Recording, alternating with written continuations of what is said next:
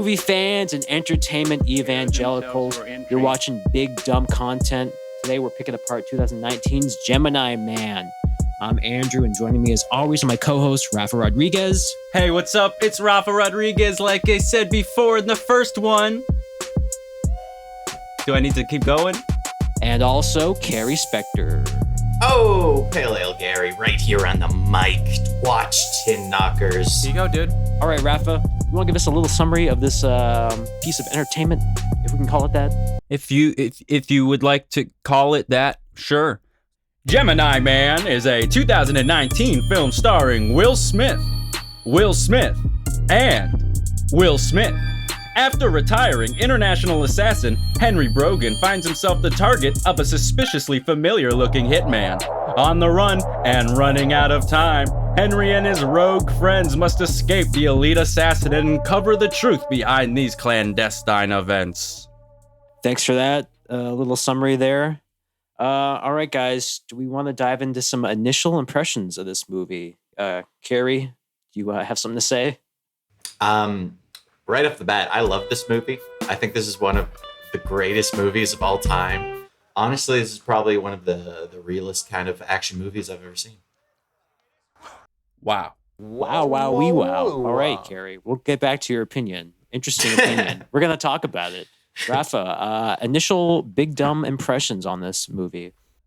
Very different impressions. It's a pity.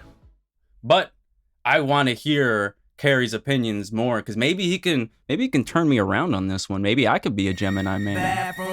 Oh, brother, we're gonna have to see about that. I don't know. I just want to say, this was a rough, boring watch for me. I don't know. Ang Lee, he goes from Oscar bait to masturbate. That's what I'm getting from his whole filmography. I don't know if this man should be doing these action movies anymore. Carrie, do we want to kind of dive into what you were saying about how you feel about this movie? I want to dip into that if you can, from your initial beginning impressions that kind of made you go that way. So you got like the opening set piece, right? Will Smith, he's assassinating a man on a train. He's worried he could hit a tiny little girl. You understand this guy is a tired, exhausted, but amazing assassin. He's got talent. He has undeniable talent. That's what everyone tells him. You're still the best we got. Best anyone's got. Believe me, I keep track. That's what everyone tells him. To his face. What then I slowly began to realize was that 90% of this movie are conversations in which one or both people are sitting down. And I think after the third or fourth scene of exactly that, where they walk into a room and then sit down, or one person's already seated and Will Smith walks into their booth at a marina and harasses them for 5 minutes before they go on a date. Once I realized there's this looping pattern.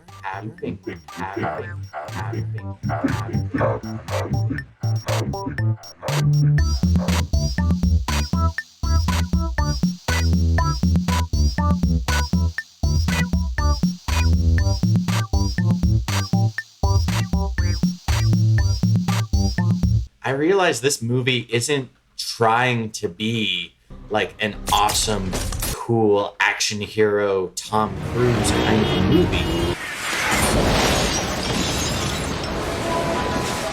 I think it's kind of a slice of life pick because it's so mundane in the non-action scenes. There are no interesting quips. Feeling the call of the sea? You could say that again.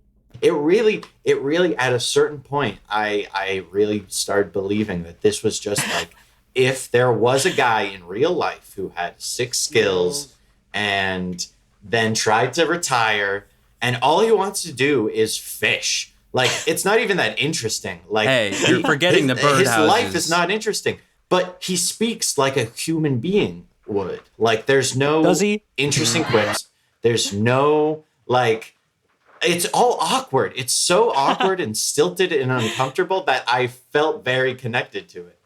Especially because I could see myself in the movie because I was in fact sitting down while I watched this, like most of the scenes in this movie. So This like, is the best, strangest reading I've ever heard about this movie, Carrie. Thank you for your insight so far. yeah, so I am absolutely, starting to absolutely. understand this interpretation a little more as you delve into it. But I gotta come at you with my receipts. All right.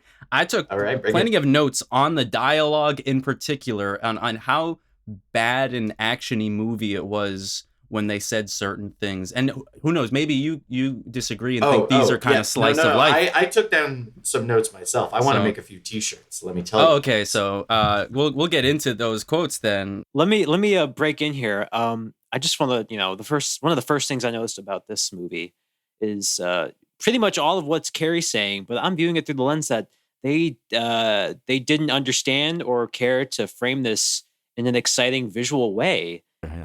I mean, I don't know. I kind of got the impression it was supposed to be an action movie. There are big action sequences that are few and far in between.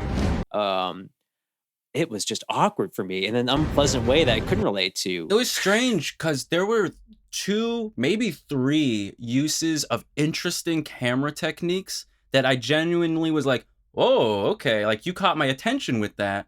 And then everything else was just flat, generic action movie angling and presentation. Yeah, to me, this whole thing, all this sitting down and talking, explaining that Will Smith has been cloned and is a cool assassin dude, it felt like a TV movie or a rom-com at any given moment. And then for 10 to 15 minutes exactly, there would be something juicy to capture your eye. Then everyone would go sit back down again. And I understand, maybe the cast was tired. I don't know. Probably. I mean, there's a lot of running involved in movies like this. I want to point out that that whole dynamic between Mary Elizabeth Winstead and Will Smith's character, Carrie, you talked about them being awkward, I guess. Yeah. What'd you make of that whole beginning relationship with them? She's spying on him. How do we know this? Because she tells him and he finds out from information someone else gives him. Let's see her look at him through binoculars or something while working at the boat stand, And then we have a customer come up and be like, "Miss, can you help me?" And she's like, "Oops, sorry. Just doing work for the DIA. Don't mind me. Can I get you a boat now? I'm Mary Elizabeth Winstead." That's great dialogue. I think that was one of the turning points for me in the movie where I realized it was going to be something truly special. Because you just don't have a scene where it's like 5 minutes of the main male character kind of verbally assaulting someone you kind of just met in the movie. Where do you live?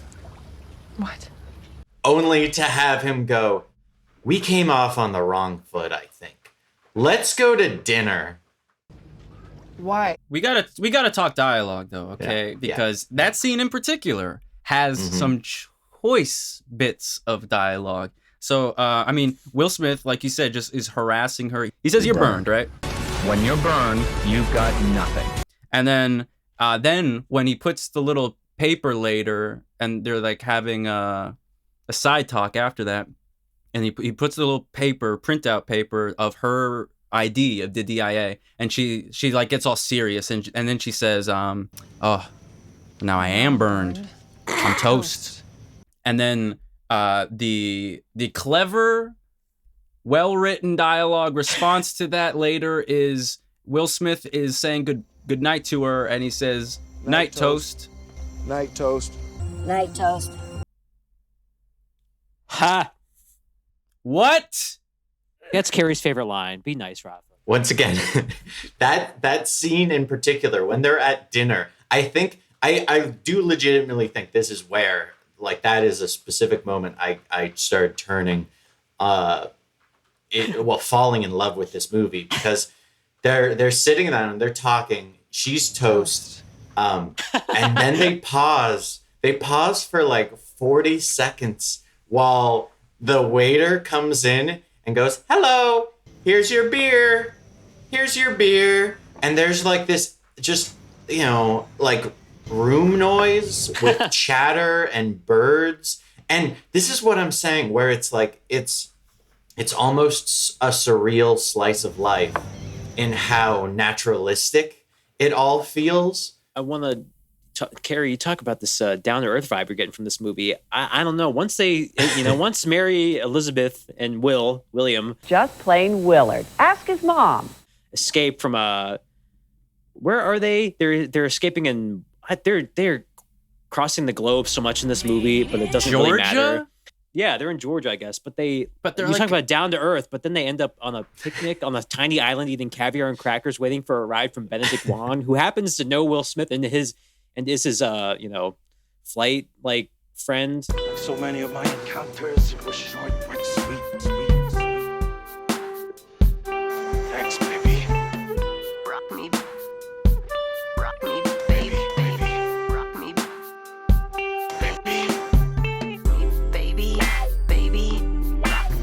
I'm not done with dialogue, bro. It's not gun time. It's coffee time. Okay. Oh shit! Okay. It's Welcome to Earth. So Is this much. 1995? That's where the ghosts are. Oh man, I watch a lot of Nat Geo. See, I guess we're just having very different interpretations here. Where like it's like a magic eye poster or something. Like I'm looking at it, I'm seeing a race car. You're looking at it, you're seeing a duck, and we're and we're both just like, you're right, I'm right. We're both right. There's a duck in a car. I want this on a t-shirt. This is the So t-shirt. it's the the clone Will Smith talking to Clive Owen for like the first time. And he's talking about how, he thought he saw someone that looked familiar, aka his older self. And Clive Owen is, calming him down and goes, "Hey, you hungry?" And he goes, "Yeah." And then he goes, Bowl of cereal sound good? and I absolutely lost it. Bowl of cereal sound good. This guy went on a hit to kill one of the most infamous hitmen in the movie. Yeah. And he offers him a bowl of cereal. Yeah. It's impeccable. Next year we'll try Chuck E. Cheese. Would you like some chicken nuggies? All that delivered with Clive Owen's weirder than Liam Neeson's American accent. Henry's just landed there. You're moving out. It sounds like Clive Owen trying to burst out of Clive Owen. A little At so bit. many points. Instead of Junior or Henry, because I don't really like those names for the characters, I will refer to these two characters as Rubber Will Smith and Old Will Smith. And that's Very just how good. it's going to be. He's young, dumb, and full of rubber, I genuinely liked the bike chase at the beginning. When I think we can all agree on that, my friends. when I think Rubber we can all agree Smith on that. is on the top of that barrier thing and he's like, swerving a little bit, gonna fall off. I was like, oh shit, this is pretty exciting. But then he starts like doing kung fu with the bike. Never bring a bike to a knife fight. You lost Or me.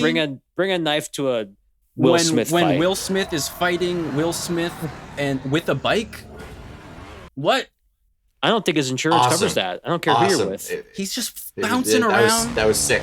Besides the few moments where Rubber Will Smith does look like a leftover model from the 2002 Spider-Man, like ILM, like film archives, it's a pretty good like sequence. Even if it is completely insane, you can't fight people with a bike. It's just not nice. I think a lot of it could be like how we see the movie right now, like how we all saw the movie. I am assuming was streaming on Hulu, right? Yes. When this movie is supposed to be played at 120 frames a second in a movie theater, and I feel like that genuinely would have a huge impact on how because I looked up some 60 frames versions of some of the scenes. High frame rate. And once again, I think it lends it to my interpretation of the realism, because it looks like you're you're there, you're watching two people sit down and have a conversation on a couple of crates. Like, it looks like high frame rate. I wish they had a feature, an option, anything on Hulu or wherever they streamed this so that you could watch it at a higher frame rate if you had that technology available. I mean, the jury's still out, guys. We have yet to see that, full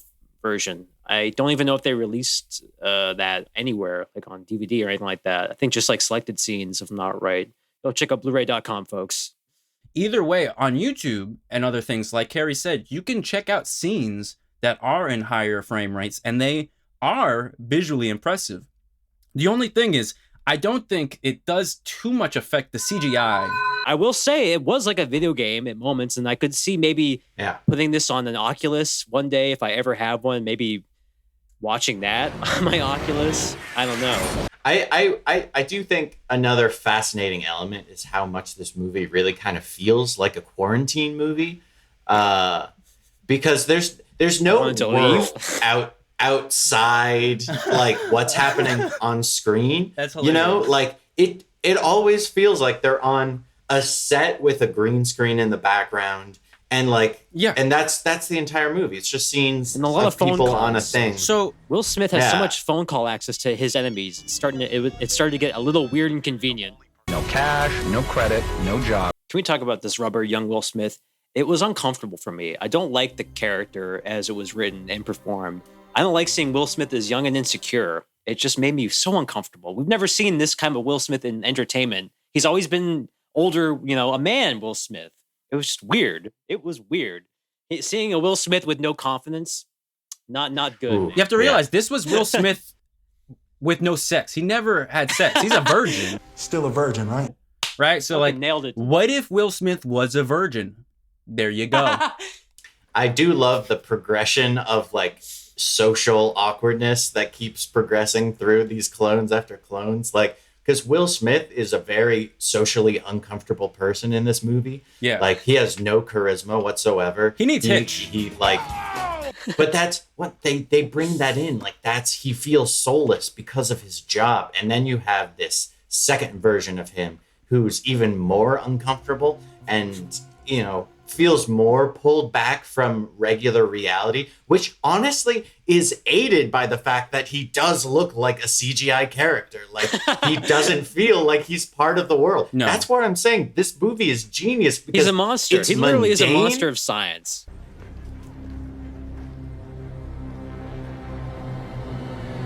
We got to read this movie as a horrific science movie also at the end of the day, Carrie. So The whole thing was weird. Wiggy. How? I've made a monster, younger Will Smith. No. So this movie, it takes place in a separate universe, right? Like one different from our own, where where they do have the DIA, I guess. Where rubber Will Smith exists, and where old Will Smith can fall off of a moving motorcycle going at full speed and be okay. Like, he has a couple scratches and bruises, but he should be dead, realistically. No helmet, no he does have padding. thetans, so. Oh, shit, you're right. He has mad high thetan levels, so... You're right. It takes place in our world. It's rewind time. It was initially conceived in 1997, but so that was in 1997. This movie like jumped around. Like at some time it was supposed to be Harrison Ford as the Will Smith role. Sometimes it was Sean Connery. Sometimes it was Nick Cage. It wasn't honestly, sometimes Nick Cage. It was Nick Cage for 7 years. Which could have been perfect, to be honest. Like, this movie could have used that over-the-topness that Will Smith did absolutely not bring. I don't know who wanted to make this movie or why, 2019 was the year where it's like, yes, we got this out.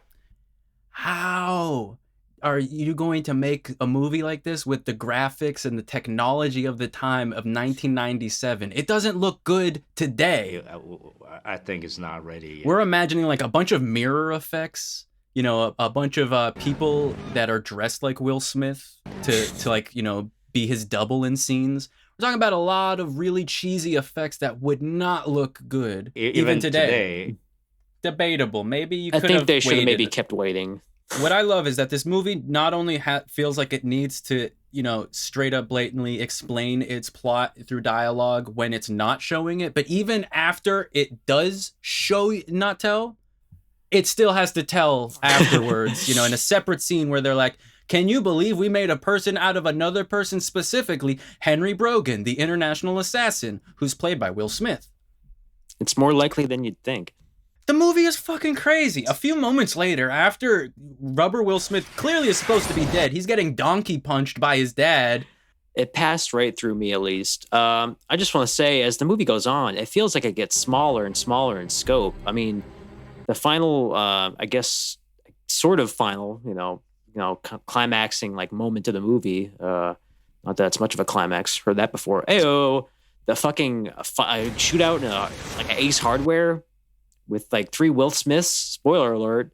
They go from like a Blackwater paramilitary, bad guy group to like Space Rangers, and like just because it needs that in the scene to make an Ace Hardware zap, zoom, cooler. God, bring in the other Will Smith.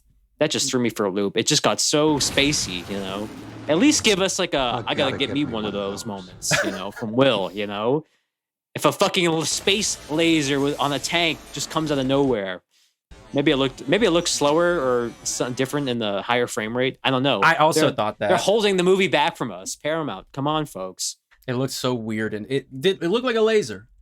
I feel like Will Smith was trying to fix his eyesight. It was laser time. Come on. Why didn't they have a whole army of Will Smiths against Will Smith and Rubber Will Smith? Where is that movie? So why not make a whole army of them?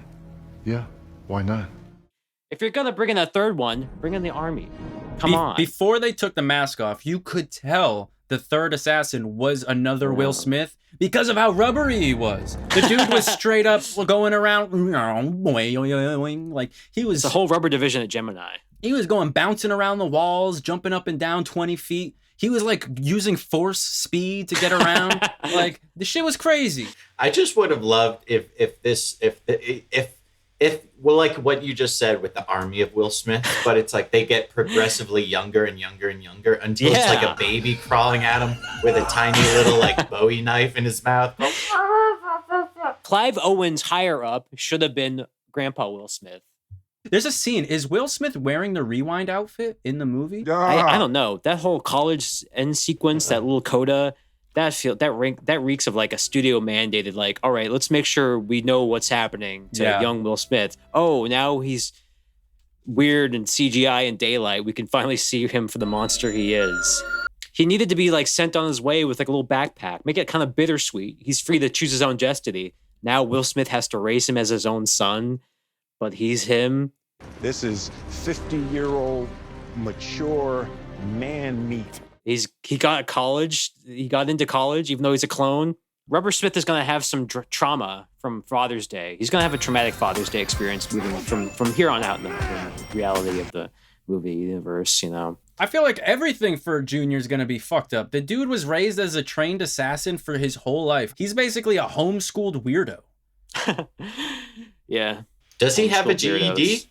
Can't he? He has a fake ID. He must have. He has a fake passport. Why not? Oh yeah. Oh, that's true. Oh, that's why that's significant. This whole movie ends on a house of cards that's gonna crumble eventually one day. Let's give it up again for the bike fight. Bike fight. I'm gonna give it up for the first half of the bike fight, not the second half of the bike fight. I loved all the bike fight. I think there should be more bike fight movies. I think we need a bike fight trilogy.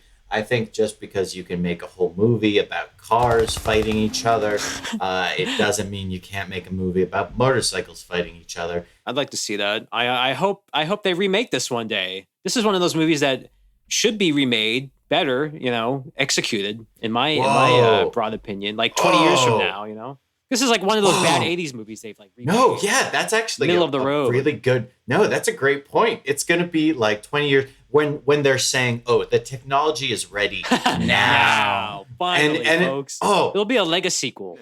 Try again. Yeah.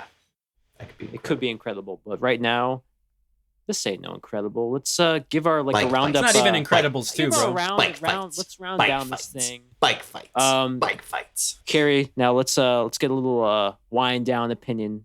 Final thoughts on this Ang Lee film. It's not a movie; it's a film.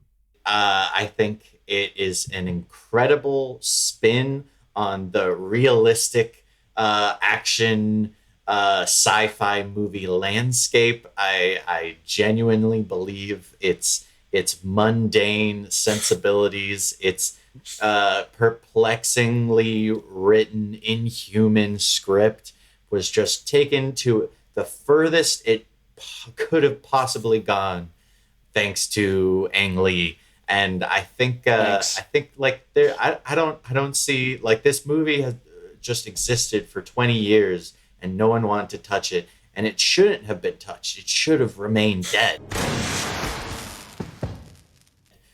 But we got something special. We got something different, and I don't think it'll ever be remembered. I don't think it'll ever be rewatched. I think especially my reaction, like, it exists in the moment. It was lightning in a bottle. If I rewatch it at any point, I'll probably despise it. But in the moment, I was cackling throughout. I was hugely entertained. I was just mind blown at how empty and mundane it felt, but how awkward and uncomfortable it reminded me of my own existence. So, you know what? Bowl of cereal sound good? That's your opinion, or something like it. And we checked. No more clones. This felt like, an artist's interpretation of what a movie is. This felt like a vague representation of an idea. I mean, frankly, if you're lactose intolerant, don't watch this movie, because it is a ball of cheese. Like, I mean, we're talking, the dialogue is cheesy, the action is cheesy. Clive Owen, he just looks like he ate a lot of Very cheese puffy. right before he started Get shooting. well soon, Clive. I genuinely don't think I could recommend this movie to anyone other than someone who might see it accidentally. Like, I wouldn't say anyone should seek out this film. If you're watching it, maybe keep watching it for a little humor like Carrie, if you're getting that. But I wouldn't pay money to see this, that's for sure. Yeah, I'm in the same boat with you, Rafa. Carrie, I do respect your points, like I've said. Don't spend money on this movie. This is like one of those movies, someone like me would have seen in maybe high school, because I wasn't allowed to drink yet, so I'd just go see this for like a thing to do. Double feature with, Rock of Ages, probably. I don't know who any of the people in the movie were. I didn't really think they were real people. I wouldn't want to get to know these people, because it doesn't seem like they would want to get to know anyone else besides clones of themselves, frankly. Yeah. Action, lame. Story, lame. Mary Elizabeth Winstead, wasted. Get some better work, Mary. We're praying on you. Praying toasted? for you. She was toasted. Benedict Wong, rest in peace to your character, Baron. Baron. You died doing what you hated, burning alive. So very sad. Hoorah, as Benedict Wong would say. He would say that. Will Smith, you keep working on the movies, dude. You've disappointed us before, but you've also amazed us before. So keep up the good work. This is a little stitch in time, we don't know what demons he was dealing with, but this movie felt like a demon to deal with. So if you want to face the demon of Gemini Man, at your own risk, if you got 2 hours exactly to spare, Gemini Man, mixed bag here at BigDumbContent, folks. You at your own risk. Again, like we said, we watched the 24 frame version. Maybe the 120 frame version is a masterpiece. We don't know. They don't want us to see that movie. And by they, I assume the DIA in conjunction with Paramount Films. You, personally, you out there watching this video are stopping us from watching the pristine version of this movie. Stop it. Let us watch it. Come on. It's not gun time. It's 120 frames per second time. So let's go, Paramount. Night, toast. Okay. Yeah, it's better without it. Just take it out. Sure.